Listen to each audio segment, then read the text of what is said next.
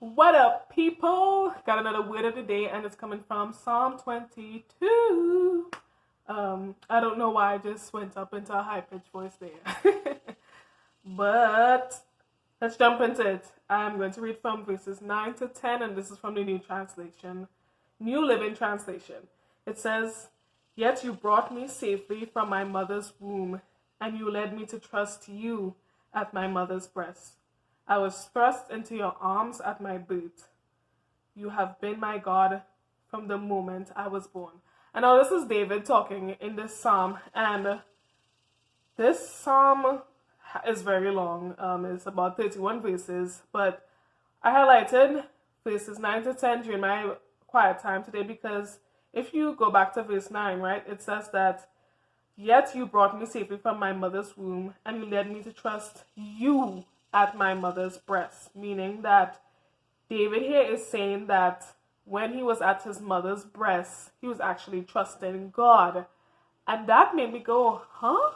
Like, how come he didn't say that, from when he brought him out of his mother's womb, he led me to trust my mother, because it's his mother that's just directly breastfeeding him, right? But then, as I thought about it, I was like, he said that he had to trust God because God is ultimately our source of provision for everything. And so I'm just going to read like a few points that I wrote down in my journal here. I said that any blessings we receive from earthly things are mere conduits of God's provision.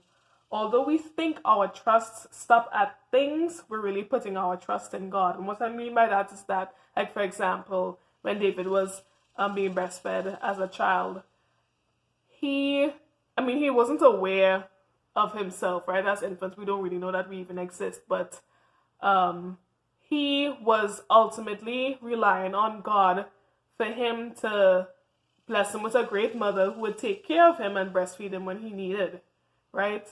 And so I said that even people who don't believe in God are ultimately trusting and relying on him, and they don't even know it. They think they're putting their trust in things and people, but it's really God. And so it's like, for another example is when we go on a plane, right? We think that we are trusting the plane itself, that it's working mechanically fine and everything. But we also think we trust in the pilots, right? We trust that they have the skills and they're certified to run the plane and everything. And while that might be true, like at the human level, that's we trust in the plane and the pilots, but ultimately we trust in God. That plane could go berserk at any point. Those pilots could spontaneously die. I know that is a very grim example to use, but the pilot's lives are not their own. They could go at any point. If God decide spontaneously, hopefully not, please God, don't do this to anybody. But if he spontaneously decided to take the lives of the pilots while they're flying, both of them, because I know there are usually two pilots, it don't matter how much you trust them or the plane. We all going down and going to crash.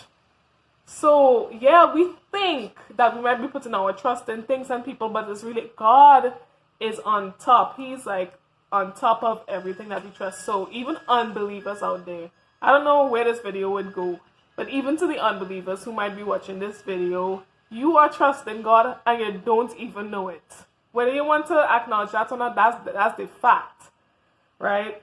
And so that point made me think about, well, wow, God is really gracious. He's really gracious to even the unbelievers, right? And in Matthew chapter 5, verse 45, it says that he gives his sunlight to both evil and the good. And he sends rain on the just and the just alike. And then I was like, God, why do you bless everyone? That might be some of your questions too for some of you watching. It's like, why do you bless everyone? But let's go back to verse 10 in this psalm, right? Verse 10 says, "You have been God before the moment I was born." That's the answer. Why does God bless everyone? Because he's God. He's sovereign and he could do whatever he wants. If he sees it fit to bless the good and evil, he could do it because he is God. And that might piss off some of us, right? Because we as Christians, we are called to surrender our lives, obey him, and that usually involves dying to ourselves and our desires. And that is not fun at all. So you might be wondering, well, since God has blessed everybody, then I might as well not surrender my life with him and avoid all this pain and affliction and suffering that comes with being a Christian. But the question is, do you want to live a life and just like settle for earthly blessings, or do you want his favor? Because the difference, this is what I wrote down, that the difference between those who surrender their life to Christ and those who don't is that those who do surrender their lives to him will have his favor, protection, and salvation. So do you just want to settle for earthly blessings at the expense of eternal security and peace? Ooh, that was a word. Ooh, that was a word. No, for real, that really hit me because it's like, do you want to settle for these earthly things at the expense of eternity? This life is temporary. Everything is temporary here on this earth. So, I mean, when you're trying to weigh yourself to the will, like, you know, what you want to do, and it's hard to swallow, right? Because, like we as humans might see that as still unfair, like, you know, how God does bless people who don't follow him and who don't believe him. But the thing about the kingdom of God is that it's totally opposite to what the will says. You know, the will says, love your neighbor, hate your enemy. But God says to love your enemy as well. And that when we do this, we'll actually reflect our Father, who gives sunlight to the good and evil, and who lets it rain on the just and the unjust. So this whole kingdom living, this whole kingdom life is totally upside down compared to what the will says. And we have to roll with it. We have to roll with it. But knowing that we as believers have eternity secured and peace, knowing that God is going to love us and provide for us and have his favor upon us and bring us through every storm that we go through. So, yeah, these are all things that just jumped out to me as I was reading the psalm this morning, and I just wanted to share with it. So I hope it blessed you. I'd encourage you to read the entire psalm. It is very wonderful. The Psalms as a book is beautiful. It's a collection of poems and songs, mostly written by David. There are some other unidentified psalmists in the book as well, but although they were written as songs and poems, there's so much knowledge and gems of wisdom.